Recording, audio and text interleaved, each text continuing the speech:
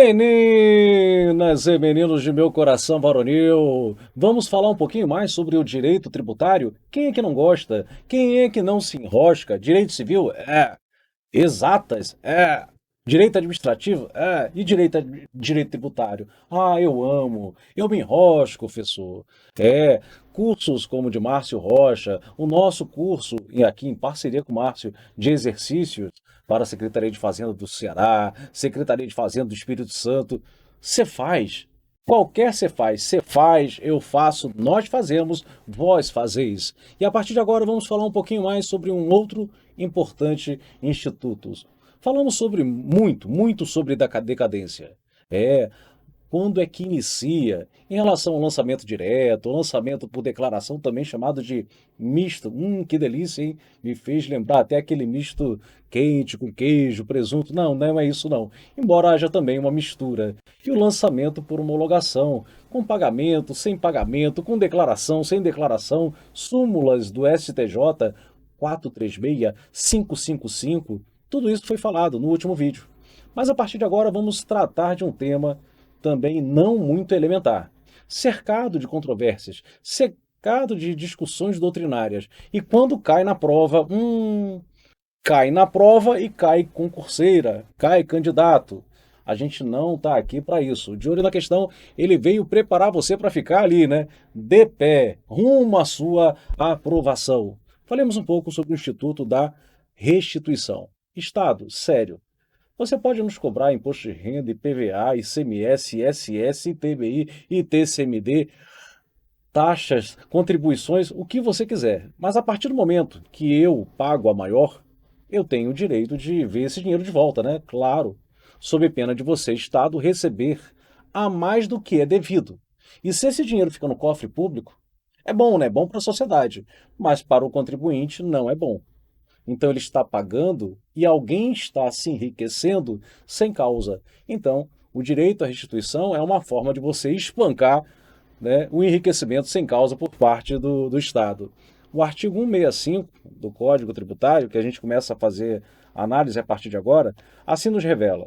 O sujeito passivo, quem é o sujeito passivo? É o contribuinte, é o responsável, tem direito, independentemente de prévio protesto, a restituição do valor total ou parcial do tributo, seja qual for a modalidade do seu pagamento, ressalvado o disposto no parágrafo 4º do artigo 162, nos seguintes casos. Respira, vem comigo, e eu quero que nesse momento você entenda, compreenda o que o CTN quis dizer como independentemente de prévio protesto. É porque existe uma passagem, não no Código Tributário, lá no Código Civil de 2002, que mais ou menos revela o seguinte: acompanhem. 877 do Código Civil. Aquele que voluntariamente pagou o indevido, incumbe a prova de tê-lo feito por erro. Ah, desculpa, eu fiz por erro. Ou seja, precisa o sujeito passivo, no campo do direito tributário, cumprir o rito do artigo 877? Não, porque independe de prévio protesto. Basta demonstrar que pagou indevidamente. Foi um erro. Não, você não precisa provar que foi feito por erro. Basta demonstrar o pagamento indevido. Vai lá, apresenta a guia. É muito comum, né? Você apresenta a guia de um recolhimento a maior. E isso vai ser devolvido para você, vai ser apostilado, eventualmente, para o pagamento de um outro período do tributo. Você pode também pedir isso. Olha só, paguei a maior. Não, restitui não. Apostila para pagar o imposto que está aberto, como se fosse uma forma de compensar o tributo que estar a vencer. E aí vem, cobrança, nos seguintes casos, cobrança ou pagamento espontâneo do tributo indevido, ou a maior, erro na edificação do sujeito passivo. Eu não sou o verdadeiro contribuinte, né? Você veio cobrando de mim, mas era um outro, né? Eu acabei pagando, né? Recebi do Estado, presunção de legalidade, legitimidade, paguei. Paguei errado, né? Porque era um outro contribuinte. Determinação da alíquota. Poxa, paguei uma alíquota de 20% do ICMS. Não, não era 20%, a alíquota é de 18%. 2% é o Fundo de Combate à Pobreza. Poxa, paguei a maior. E aí, quem paga, paga errado e paga duas vezes? Não, não, não.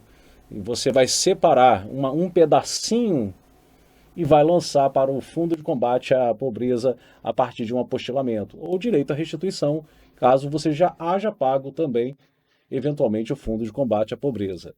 No cálculo, reforma, anulação, revogação ou rescisão de uma decisão condenatória. Pode acontecer também de você ter recebido um auto de infração, recorreu e houve a revogação. Revogação é ótimo, né? A anulação de uma decisão condenatória. Bom, aqui, tecnicamente, não se. Uma decisão condenatória não tem esse negócio de conveniência e oportunidade de ser revogada, não. Mas, para efeito de prova, não se prendam a essas atecnias do nosso legislador. Ele usou revogar aí, eu acho que estava. Aí enumera aí tudo que pode acontecer com a decisão condenatória. Coloca também revogação. Isso não acontece. Falta de conveniência e oportunidade, política tributária, não. Não vai colar. Vem comigo. Alguns exemplos do que pode acontecer. Então você pode eventualmente ter pago a mais por conta de decadência, por conta de prescrição. Não entendi. Será que pode ter a perda do direito de Estado constituir o crédito tributário? Sim. E ainda assim você pagar? Sim. E você tem direito à restituição? Sim. Não, mas você pagou porque você quis? Sim, mas era um imposto decaído ou então prescrito. Então, quando você paga um tributo que decaiu ou um tributo prescrito, saiba que você tem direito à restituição. Uma segunda situação, alíquota. A alíquota ela foi estabelecida em 2%, só que você paga 3%, uma alíquota a maior. Uma terceira situação, e aí eu cito lá a reforma. A reforma da decisão condenatória.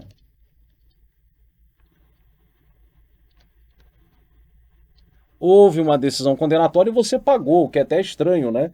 Você já pagou, aí veio a decisão, você conseguiu rescindi-la e você tem direito à restituição. Bacana, né? São essas situações, né, que espelham o reflexo aí do artigo 65 do Código Tributário Nacional. Vamos prosseguir. Vamos prosseguir ao Instituto. Restituição de tributos diretos e indiretos. Isso aqui é extremamente importante. No que diz respeito a um tributo direto, em que o contribuinte de direito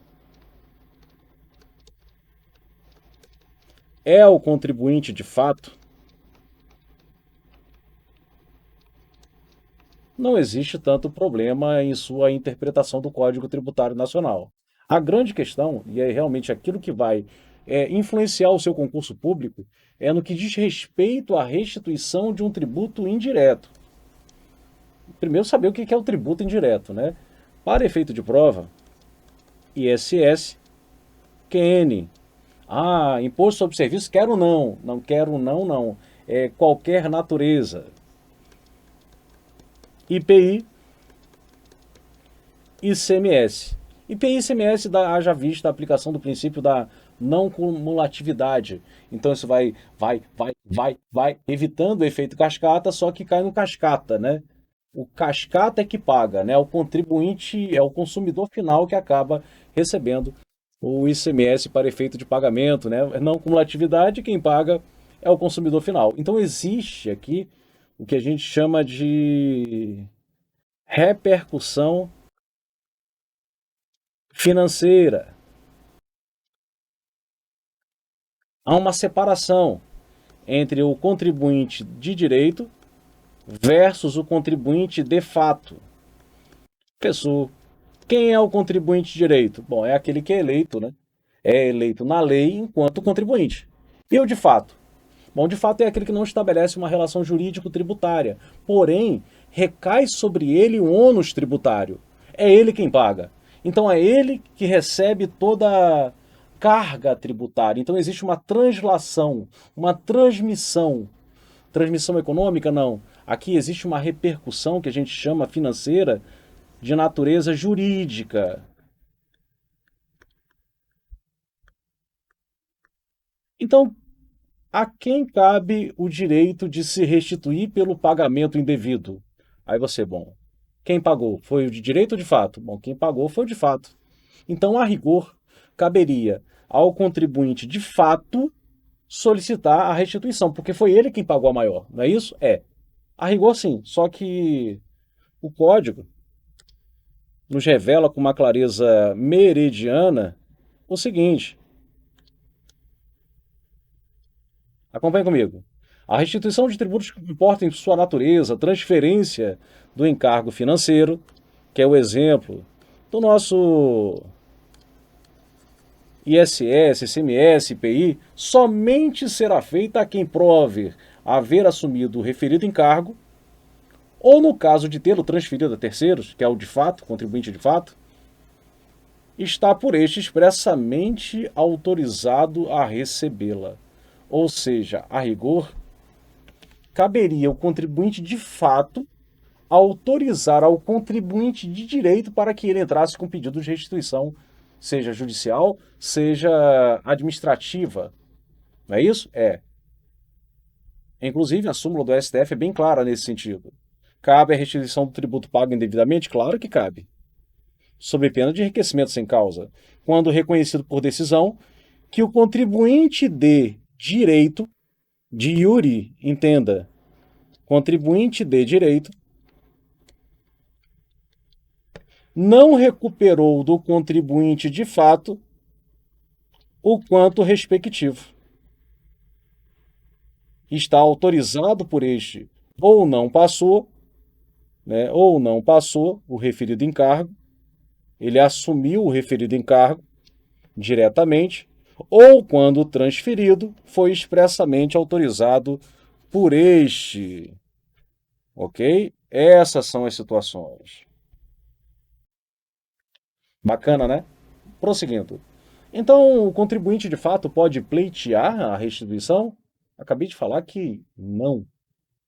A regra é que a restituição compita ao contribuinte de direito, não é o de fato, porque ele não mantém uma relação jurídico-tributária. Ele está fora dessa brincadeirinha. Ele até paga, ele agasalha, mas ele não está dentro da relação jurídico-tributária. Então, a ele compete? Não. Regra, não. Não cabe. Mas essa regra cede espaço para exceção. E é exatamente uma exceção que a gente vai trabalhar a partir de agora, que com certeza vai cair no seu concurso. Ah, professor, como a chuva no final de tarde de Belém, exatamente assim. Vai cair. Acompanhe comigo a leitura da súmula 391 do STJ. O ICMS incide sobre o valor da tarifa de energia elétrica correspondente à demanda de potência efetiva utilizada. Mais uma súmula. Na verdade, mais uma decisão, agora a tese do STF. A demanda de potência elétrica não é passível, por si só, de tributação via ICMS, porquanto somente integram a base de cálculo desse imposto os valores referentes às operações em que haja um consumo efetivo de energia elétrica. Então acompanhem comigo. Você tem aqui o Estado, que é o nosso poder concedente. E vamos falar a partir de agora da prestação de serviços públicos, ok? E aí vem a concessionária. Ela é prestadora de serviços públicos, fazendo as vezes do Estado. E aqui vamos colocar energia elétrica.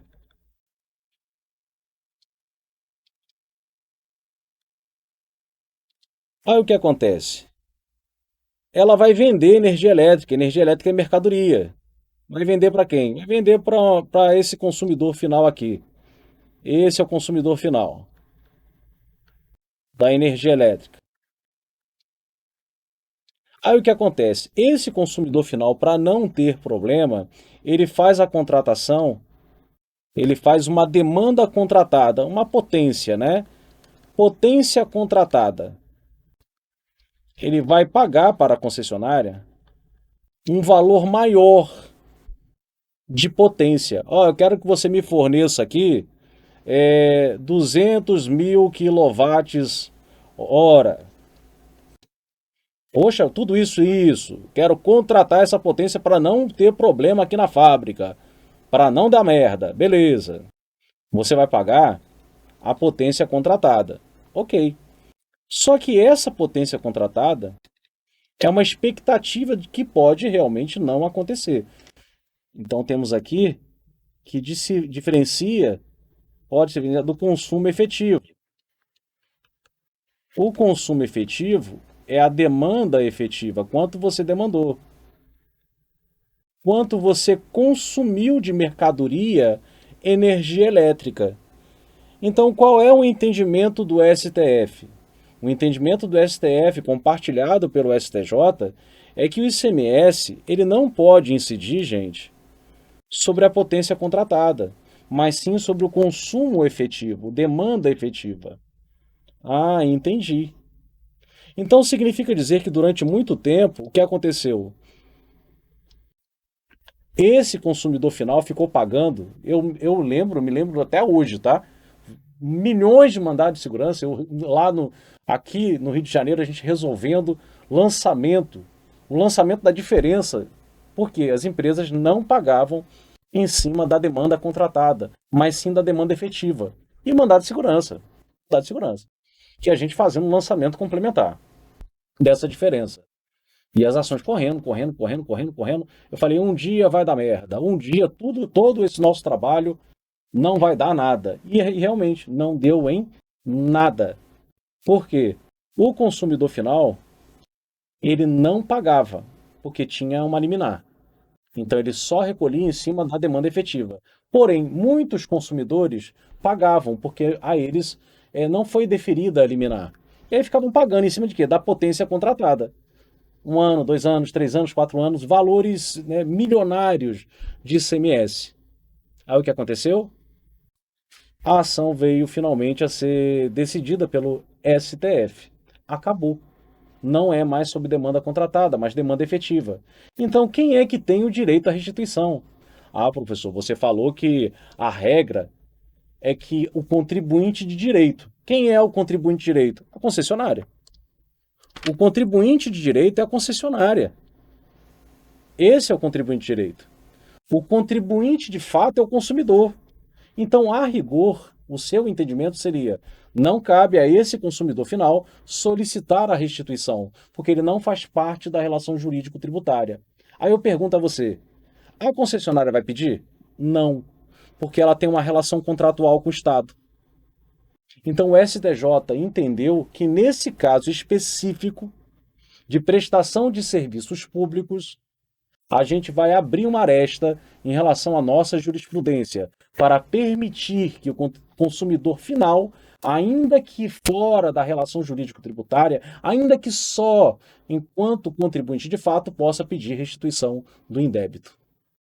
Então, regra, cedendo espaço para uma importante exceção que a partir de agora faz parte do seu calendário concursístico. Prosseguindo. O direito de restituição de obrigação contratual. Cabe restituição? Como assim, obrigação contratual? Bom, primeiro, que o nosso Código Tributário, ele, a rigor, ele desconsidera as convenções particulares. A lei vem trazendo lá dentro de sua regra matriz quem é que tem que pagar. Você não pode, a partir de uma convenção particular, falar, ah não, agora quem vai pagar é o locador, é o locatário. Não, não é assim. É o possuidor, é o proprietário, porque a regra está em lei. Convenções particulares, mudando a responsabilidade pelo pagamento do tributo, a rigor, não poderão ser opostas à fazenda. Inclusive, a súmula, acompanhe comigo, do STJ, número 614, é bem clara nesse sentido. Um locatário não possui legitimidade ativa para discutir a relação jurídico-tributária de IPTU e de taxas referentes ao imóvel alugado, nem para repetir o indébito desses tributos. Porque no final ele acaba sendo tão somente um contribuinte de fato. Então ele está fora da relação jurídico-tributária. E, eventualmente, aquilo que dispõe o contrato de locação, a fazenda não poderá ser oposto. As convenções particulares não podem ser opostas à fazenda pública. Bacana, né? Ou seja, vai cair? Claro que vai. Ah, só cai em prova. Prosseguindo, dentro de restituição. Quanta coisa, né? Acabou não. Vem comigo. Fluência dos juros de mora. Ah, professor. Questão extremamente importante e cercada de peculiaridades, sobretudo jurisprudenciais. A começar, a restituição do o total ou parcial dará lugar à restituição na mesma proporção dos juros de mora, claro, e das penalidades pecuniárias, claro, a não ser que seja uma penalidade pecuniária de caráter formal. Caráter formal é, vamos colocar aqui o descumprimento de uma obrigação acessória, pode ser? Um dever instrumental, como a entrega da escrituração fiscal digital? Não entregou a base da Receita Federal, a escrituração fiscal digital agasalha auto de infração. Ponto. Isso não vai ser devolvido pro rata em termos de restituição por ser independente da obrigação principal. A restituição vence juros não capitalizáveis, entenda, vedando-se aí o anatocismo, né, o juros composto. Aqui juros simples, gente. A partir do trânsito em julgado da decisão definitiva. Acompanhe comigo. Trânsito em julgado da decisão definitiva. O que eu quero a partir de agora com você?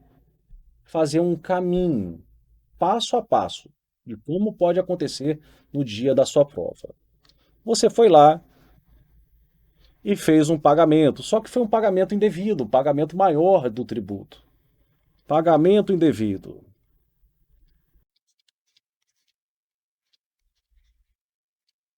A partir da data do pagamento indevido, você tem um prazo para pedir a restituição, seja um pedido administrativo, seja um pleito judicial.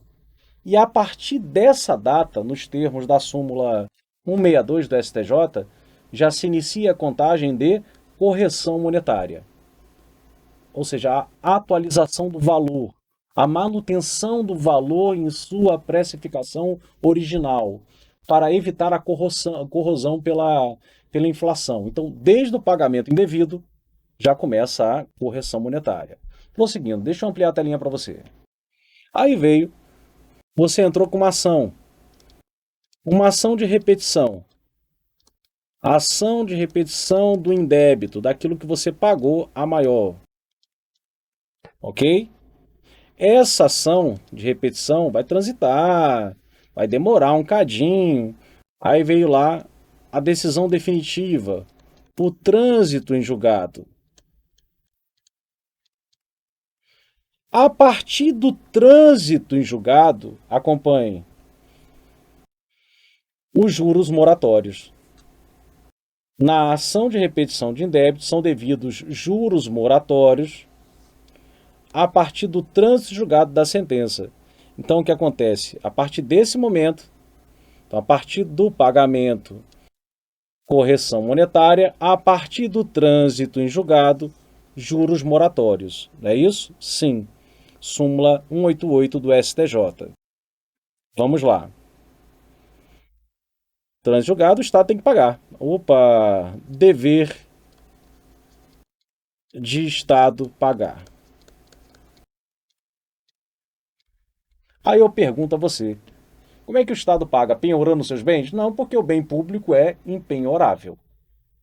Segundo o texto constitucional no artigo 100, existe uma forma bem rápida, né? Só que não, que é o regime de precatórios, inscrição em precatórios.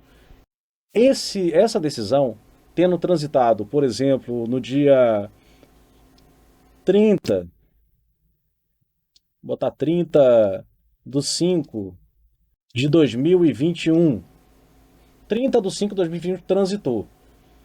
E ela veio ser inscrita em precatório, porque tem o dever de pagar, Então o Estado também tem responsabilidade civil, só que o regime de execução é diferenciado, inscreve em precatório não sendo uma requisição de pequeno valor. Inscreveu no dia 1º de julho de 2021. O que acontece? Entre 30/5 até o dia 1º/7, que é a inscrição em precatório, o momento que inscreve em precatório, você vai ter a contagem nos termos do artigo 188, na súmula 188, dos juros. Então aqui tem juros de mora.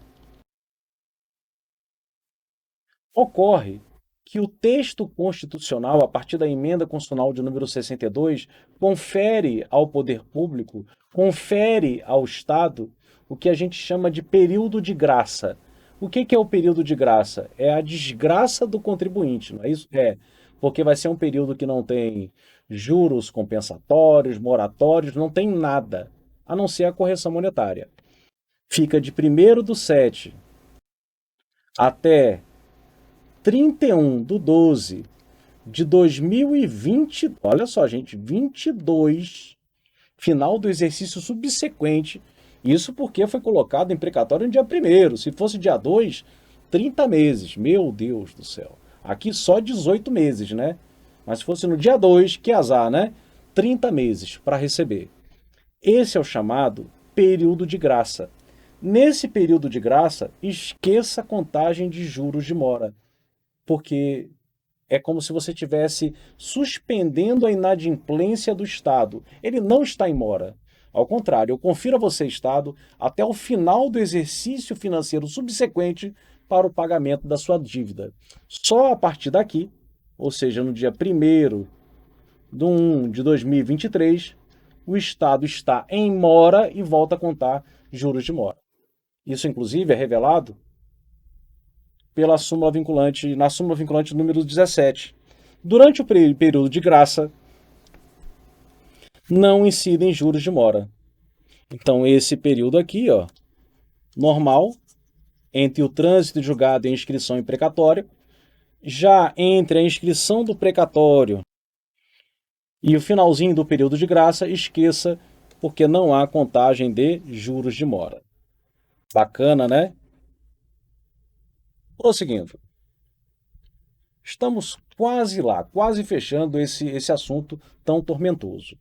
O direito de pleitear a restituição, seja de forma administrativa, seja de forma judicial, extingue-se com o decurso de 5 anos. Aí você fala, quem é que está extinguindo?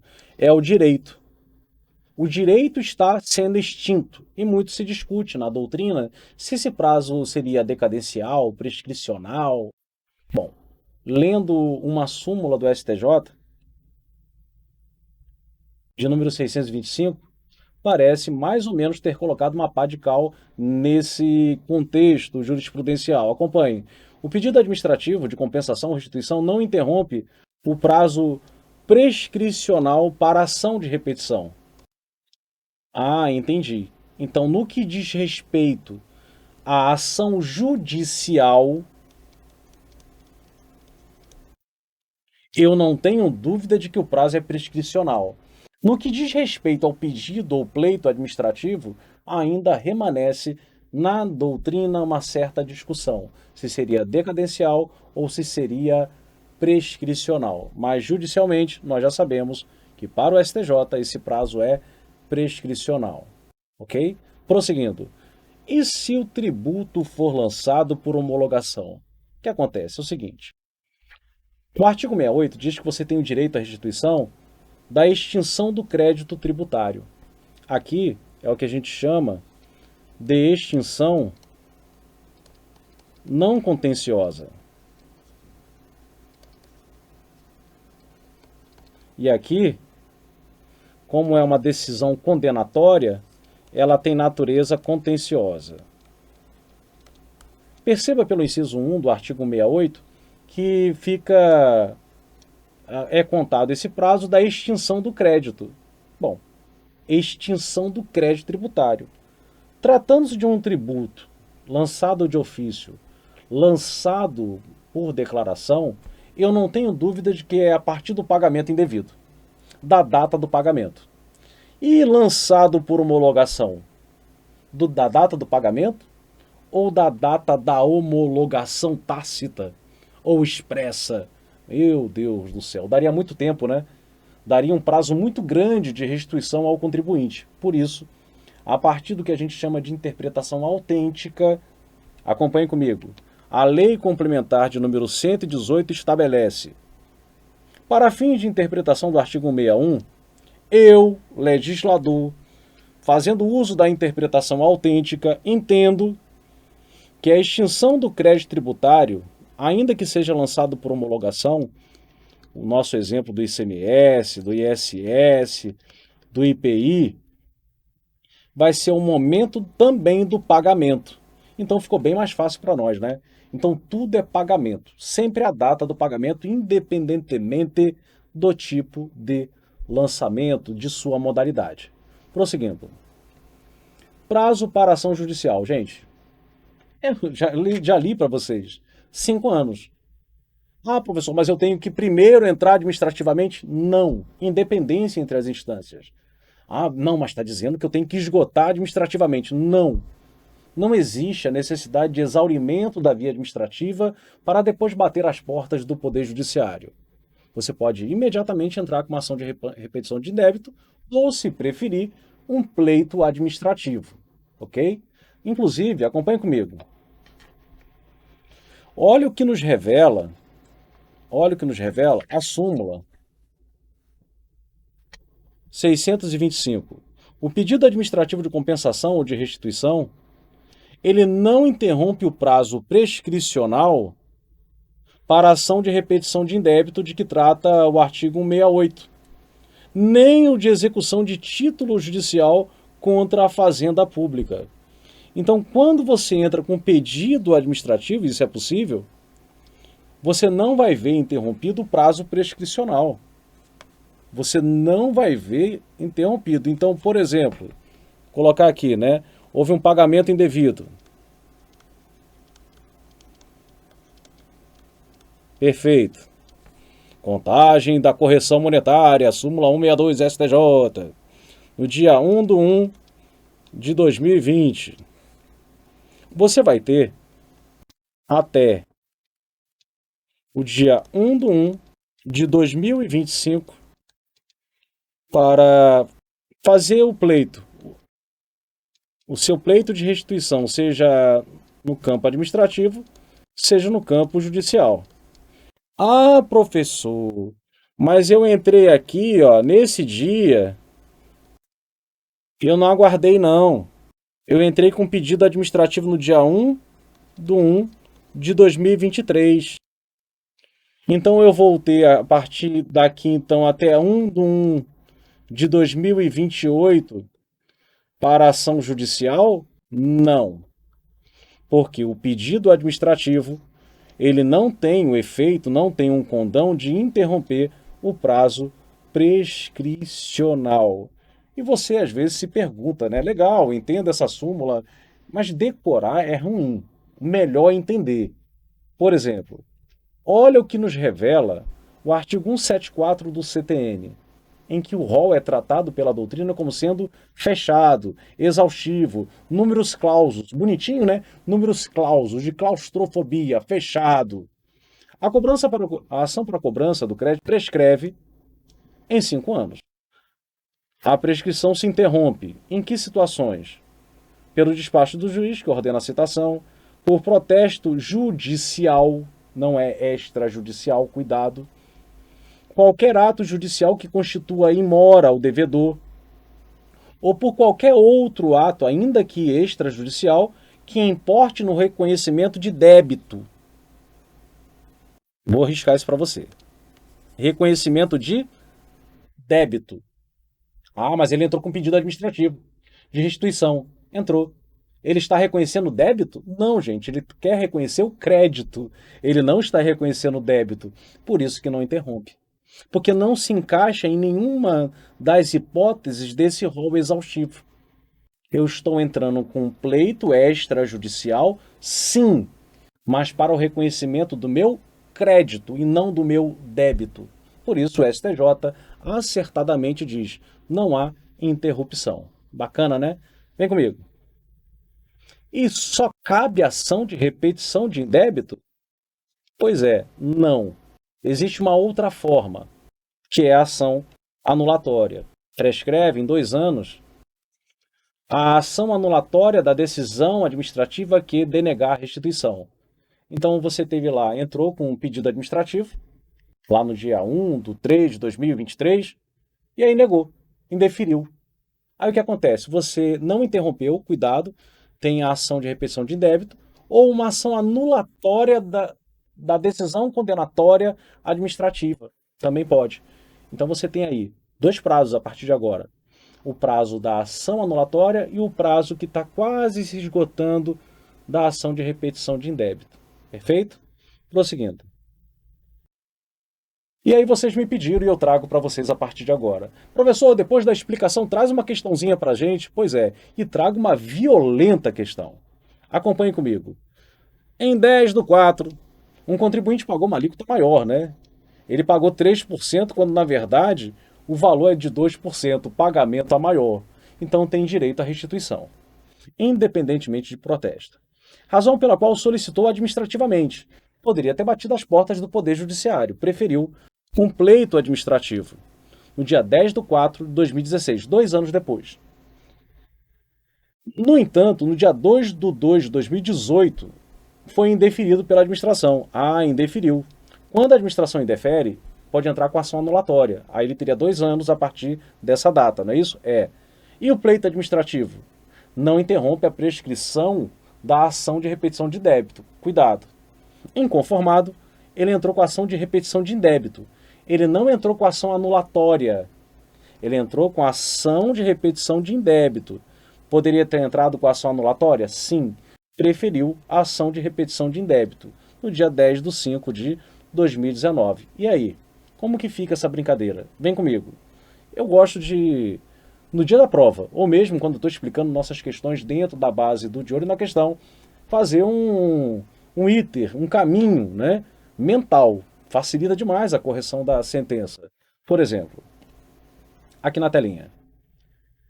Pagamento indevido. 10/4. Pedido de restituição. Ele fez no dia 10/4/2016. A gente viu que a súmula, de acordo com a súmula 625, esse pedido não interrompe o prazo prescricional. O que isso significa dizer? Significa dizer que você tem até 10/5 ou 10/4/2019 para a ação judicial, porque esse pleito não interrompe. Indeferido, no dia 2/2/2018. Logo, você poderia ter entrado com uma ação anulatória até 2/2/2020. Prazo para a repetição de indébito são 5 anos. Do pagamento indevido. Por quê? Porque o pleito administrativo não interrompe a prescrição. Só que ele entrou, gente, no dia 10/5, quer dizer, um mês após. Logo, prescreveu a sua pretensão em relação à ação de repetição de indébito. É o que eu tenho que procurar. Aí eu venho nas sentenças. É procedente? Não. É improcedente? É. É improcedente? É. É improcedente? Sim. É improcedente pois decorreu erro no pagamento espontâneo do contribuinte? Não. Pois o contribuinte não apresentou protesto, independentemente de protesto. Pois o direito à restituição foi atingido pela prescrição. Agora, ele poderia, vamos aumentar a questão, ele ainda teria prazo para entrar com a ação anulatória? Sim. Mas a sentença está perguntando o seguinte. Acompanhe comigo. A ação de repetição de indébito, ela deve ser julgada improcedente. Se ele tivesse entrado com a ação anulatória, ok, estaria procedente. Então, resposta letra E. E assim fechamos a explicação de um assunto tão envolvente em sua plataforma mais querida, De Olho na Questão.